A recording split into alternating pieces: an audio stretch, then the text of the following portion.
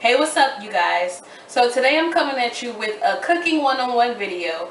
I kind of thought of this because I see that a lot of simple things can help people. A lot of people come to me saying that certain things really make them not want to cook and really steer them away from cooking, and I came up with these 10 steps that I think will be helpful for anybody new to this cooking journey and just want to learn the basics of cooking. And these are the 10 things that I've came up with personally, so we can just jump right into it. Number one, I think that you should always read directions.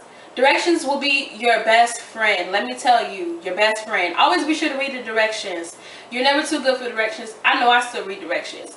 Those directions will be like your life with cooking. Let me tell you, always be sure to follow directions, because that will make sure and ensure that your final outcome will be flawless. Well, almost flawless. Number two, monitor your seasonings. Remember that you can always put seasoning in, but you can never take seasoning out.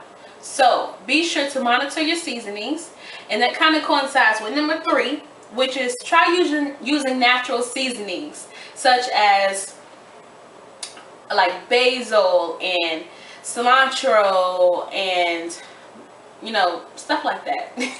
Try using more natural seasonings and herbs to season your food versus the normal salt and pepper. Salt and pepper is fine, but sometimes I like to step outside of the salt aspect because it does contribute to high blood pressure. So in order to alleviate that, and in order to try to find a new way to season my food versus having to salt everything down, I like to use natural herbs and spices, which I think will be helpful, especially for a beginner in cooking, because salt can be kind of intimidating and it can be kind of tricky. So that's my number three. Try using natural seasonings versus salt or salt-based seasonings. And salt-based seasonings basically are any seasoning that you pick up in the grocery aisle, and the first ingredient or one of the most primary ingredients in the seasoning mix or the seasoning period is salt. Steer clear of those and try to use more natural seasonings to season your food, and I promise you will not regret it. It gives it like a new flair, and then you don't even need the salt. Now when it comes to, say, French fries or something like that, go ahead and use your salt. But I mean, like, as far as seasoning chicken or fish, go more for your garlic powder and your black pepper and your complete seasoning, anything like that that doesn't have just salt, so you can kind of lower your salt intake and make your life better. So number four, invest in good utensils. Now don't get me wrong, I started from the bottom. I've had the Great Value pot set, I'm not even gonna lie, but I eventually moved up because I did realize that the quality of your utensils will affect your cooking. Those cheap pans, even if it is non-stick, is labeled as a non-stick pan, it will stick, and then the Teflon or whatever it is on the coating will start to come out and just in your food, and you'll see the little pieces. It's just nasty. So just try to eventually invest in some good quality pots and pans and utensils, because I think that it will contribute to your outcome of your food, and it will make it much better, and it'll make it much more stress-free and easy for you. Next, always be sure, this is number five, always be sure to taste as you go. Every layer. I don't want to hear, oh, I don't really like this by itself like this. Taste it. Season it just a little bit as you go, and taste as you go. You want to season every layer. Tasting as you go will help you to basically determine how your final product will be and how it will taste. When you season every layer, your final outcome will be awesome, versus just seasoning the first part and letting it go on and it being a bit bland at the end, and you have to season it at the end. You want to season each layer so that those seasonings can cook through the whole time that you are cooking your product, and by the end it'll just taste delicious, and it won't taste like you just threw seasonings in it. So, next, number six.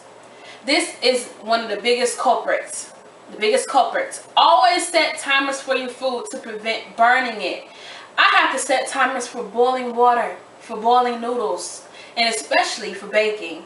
Always set your timers, because it will prevent you from overcooking something and burning it and being discouraged. Always set timers, even for the smallest things, for marinating chicken or any meat, for baking cupcakes, for letting pasta sauce stew, whatever you're doing. Always make sure to set your timers so that you can ensure that your food doesn't burn and come out nasty and then you be upset and hungry. So next, number 7, always pay attention to the eye that your food is on and be mindful of the temperature. If the box of cornbread says turn your oven on, preheat your oven to 375, do not put it on 400 to try to get your cornbread done quicker. It won't, no, you're gonna burn it. Always make sure to follow the directions. This just coincides with number 1. That's why I put that as number 1. Always be sure to use the correct temperatures that the recipe states, always, to prevent you from burning it. And then another part of that, number 7, is to pay attention to the eye that your food is on. If you're cooking on the front,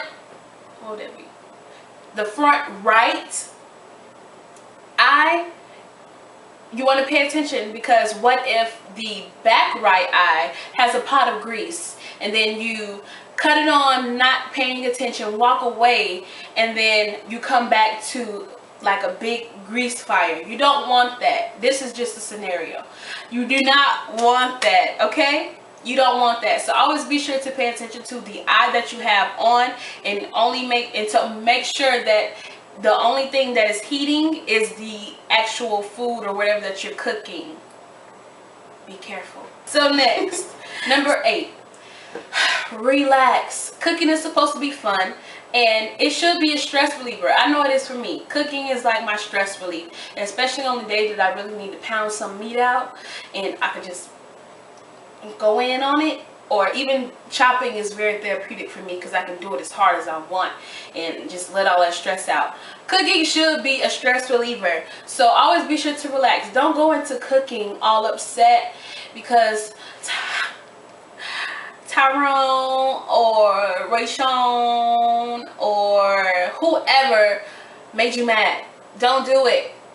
Let all that go so you can make sure your food comes out good, and you can take a picture, put it on Instagram, and make them mad. So next, number 9, encourage your family and friends to join in. Cooking is fun, but it could be even better if you invite your friends and family to join in. It could be like a bonding experience, and you all can learn how to cook something together, and it could be something that you'll always remember. So always encourage your friends and family to join in to make it a bonding experience. I think that it'll make cooking better, especially if you're new to it and you feel alone in the kitchen and you feel like you don't really know what you're doing. Invite, grandma or whoever that you know is seasoned with cooking to help you into the kitchen so you can learn and pick up your little tips and tricks along the way. Number 10, do not be afraid. This coincides with number 9. Do not be afraid to ask for help. Don't be afraid. Or, let me see. Don't be afraid to watch YouTube. Watch me. You can ask me any questions that you want down below on any of my social networks, anywhere that you need help, anytime that you need help. I am here. Anybody else on YouTube is here that does cooking related videos. I'm sure they will be able to help you. Or call your mom. Well, if she knows how to cook. Call your grandma. Every grandma knows how to cook, right? I think. Okay, whatever. So call any relative that you knows how to cook. That you know that knows how to cook. And don't be afraid to ask for help. Help was one of my biggest factors when I first started cooking, when I was like maybe 11, 12. Don't be afraid to ask for help. Don't be afraid to cut on the Food Network. It's not just for fatties who like to sit around and watch people cook. It's actually for people who want to learn how to cook. It doesn't matter. Don't be afraid to ask for help. So that is the end of this video. Those were the 10 tips to help you go along your cooking journey smoothly. That is my Cooking 101 class, and the class is over now. Thank you guys so much for watching, and be sure to subscribe and like this video if you liked it. Even if you didn't like it, be sure to like it, because you don't want to be a downer, would you? You don't want to be that. You don't. So be sure, like I said, to subscribe if you haven't already. And I will have a lot of content coming on this channel. A lot of cooking tutorials,